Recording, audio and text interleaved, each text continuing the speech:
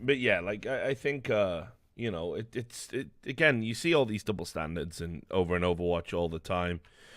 You know, like the Boston Uprising has actually been one of the most dysfunctional franchises that we've had. I mean, just constant negative stories coming out about it.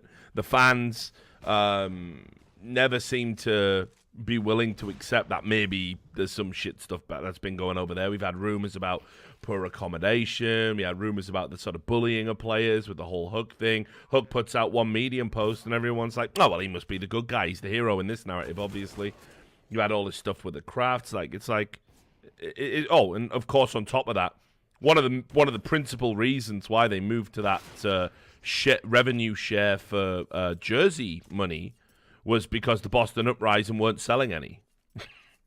That was mental, wasn't it? Yeah, like for people who don't know the story, I'll tell it. Basically, Boston Uprising obviously has Robert Kraft, like who's the guy who went out there and is the guy who's fucking been pitching basically on behalf of Blizzard and telling all these other big sports consortium people to fucking come in and get a franchise.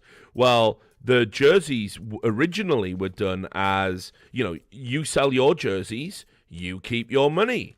Right, like because the more successful the franchise, the more jerseys you sell and the more money you make. I believe it's called capitalism, isn't it? Yeah, something like that, right? Crazy, I know.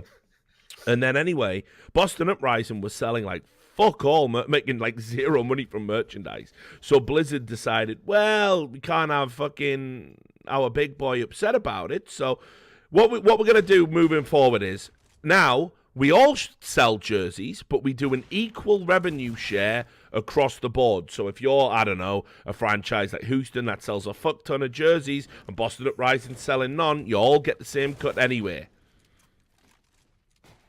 So that's reasonable, isn't it? And that was pretty much to appease some of the more disgruntled elements in the Overwatch League. Now, also to be fair, that is how they do it in the NFL. I think I'm right in saying that. I believe it's something along those lines. Yeah, so it is precedent. There is precedent for it, but the reasons for doing it aren't. The NFL does it and it's successful. Sure. Yeah, so. And the difference is in the NFL.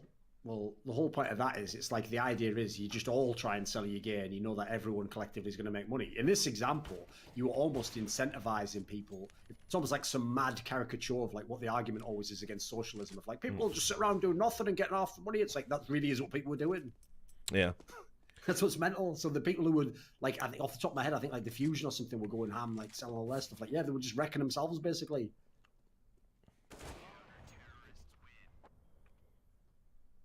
So yeah, I Hope mean, you guys are enjoying the Overwatch League No Majors Club. listen, it's an Overwatch League special. I love it as well because what happens is people clip stuff off this stream and then they put it in the competitive Overwatch subreddit and it just gets downvoted into oblivion. Yeah, at least those guys, at least they have a thread, like their moderators. Like there is a craft thread up there. Oh, is there? Full of people that like I'll really check that out. haven't opened their eyes yet, but the thread's there. Those guys hate me so bad. It's just why? So bad. That seems crazy. Okay, so it's my fault. It is 100% my fault. I responded to a thread when I was in Poland one time doing an event, and I was completely jet lagged. You know that you wake up at 2 or 3 in the morning, you're wide awake, but you're exhausted. And I pick up Reddit, and I responded to a thread, and what I was trying to say was, yeah, I agree. We were ass. Like, I walk in with a brand new team every World Cup event is what I was doing. And so we're like training on the fly.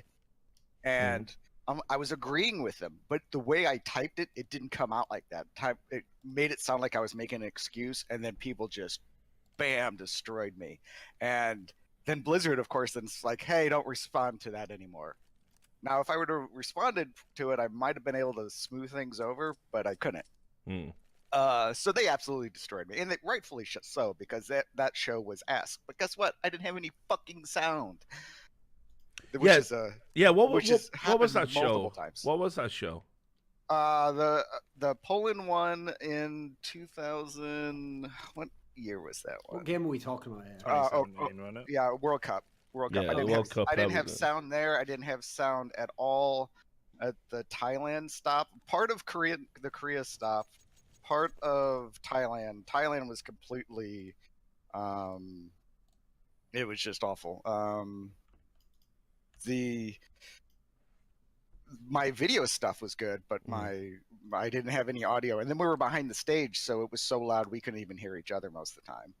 And then Paris was, we had really shit video stuff. So while I could hear things pretty well, I couldn't see like what was on my screen half the time.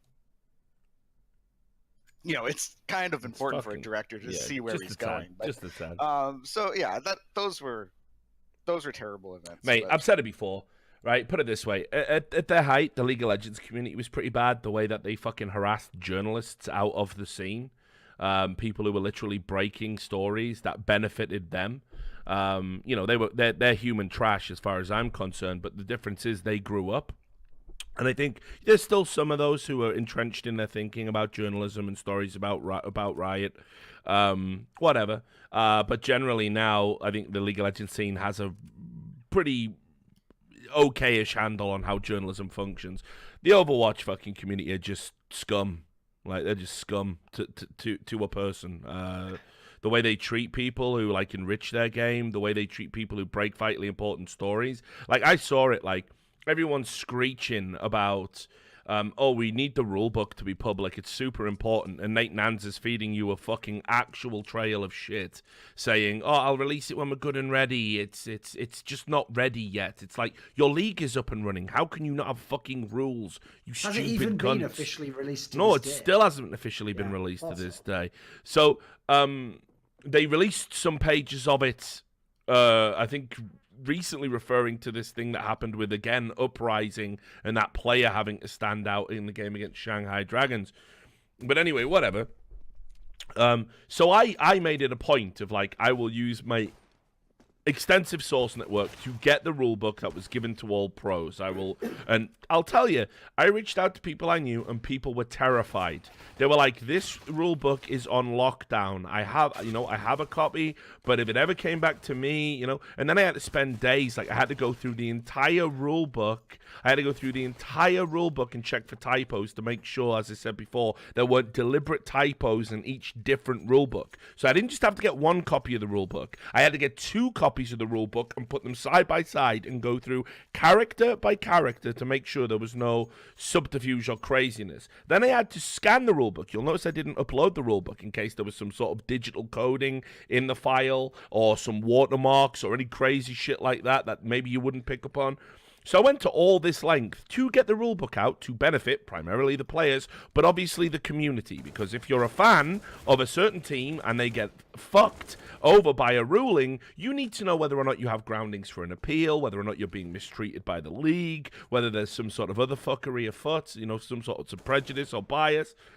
So I did all that. Anyway, the Overwatch rulebook being made public barely got like 68 net upvotes or something stupid. Like they were downvoting it, screeching about how it must be out of date if Richard Lewis got it, or Richard Lewis is there's disinformation here. It can't be true. This can't be the real rules. I did a brief summary of some more of the egregious rules in my write-up, and then people said, "Well, what's the point in reading what's the point in reading this report? He's only highlighting the rules that he thinks are egregious."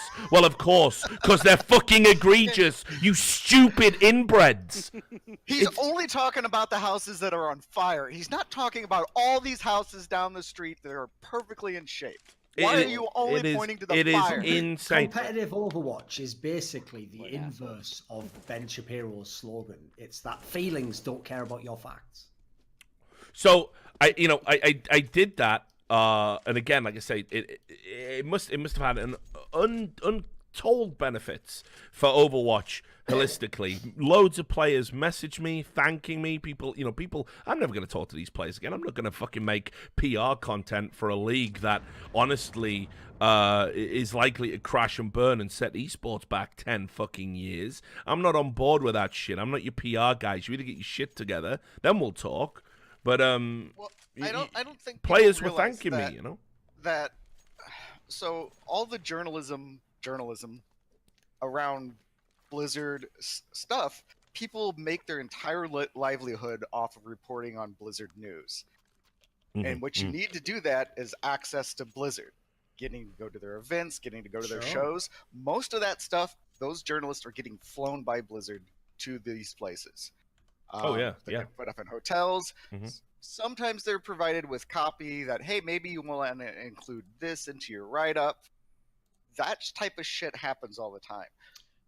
Dude, when all those famous journalists in Overwatch kept saying, like endemic people were like, I can't get a press pass, I would be at some of those events and look around the room and I could just see like half a dozen Kotaku people, some from Polygon, like people who aren't even going to do anything about the esports side. Yeah, I mean, but those other people, they need that so bad they don't want to say anything bad about Blizzard because then they know they're cut off. That's why the big joke was these same people who were reporting on, like all this toxic behavior, blah, blah, blah. They didn't have a word to say when it would be anything like bigger story that involved Blizzard or anything. It was just fine then. No big deal. So, again, like, if your players that you supposedly support as a community are thanking me for the work I've done, I don't know, maybe it's not all bad. I'm sorry I criticised Babby's first fucking esport. I'm sorry, right? I'm sorry that you... Maybe Abby Tater... I'm sorry that that's, like, how you're fucking living, right? But this is actually a fucking sports league, ostensibly, and the players are getting caught in a fucking meat grinder. I don't give a fuck about your little fucking stupid cartoon game with the law involved. And we want the fucking league to succeed so I can watch the fireworks display. I'm talking about actual people getting fucking bent over by egregious rules, egregious contracts, double standards, and conflicts of interest. And you should care about that too, but you fucking don't because you're a fucking pleb. That's the Overwatch community in a fucking nutshell. It's pathetic. One of the reasons why I'm so public about Blizzard and the things that have happened is because nobody else will. There's so many people that will tell you these horror stories and these problems, and some are still doing work for Blizzard, some aren't. And what'll happen is they are like, oh, well, we don't want to like isolate this part of esports where I can never work with Blizzard again. And so they won't say anything. And I'm like, fuck it. I would never want to work with them again. I will never want to work with somebody who lies to my face. I'm not doing it. Yeah, they fired their best camera guy with Imagine when they fired him, who designed all their camera stuff. They fired Rob, the best photographer that you'll get in esports. Yeah, Tempest is amazing. Mm-hmm. That guy is just absolutely, and it's not just what they do, it's how they do it. Oh yeah, you got a job next year. Oh yeah, come in next week, we'll get the contract signed. Oh yeah, well, next week after that. Oh, by the way, you don't have a job next week. It's just cruel. And I just keep wanting to hold them up to the standards that they say they are. They are the new NFL. They are the new North American Pro Sports League. They're like basketball but better and football but better. But I'm looking right now at a 485-page NBA collective bargaining agreement, and everything about the sport of basketball on the pro level is in that agreement. I'm looking at a player association that actually properly represents the shit you're bitching about, right? So they want to be the NFL and the NBA 50 years ago, where the owners and the league controlled it, and the players did. That's the part they're not telling you.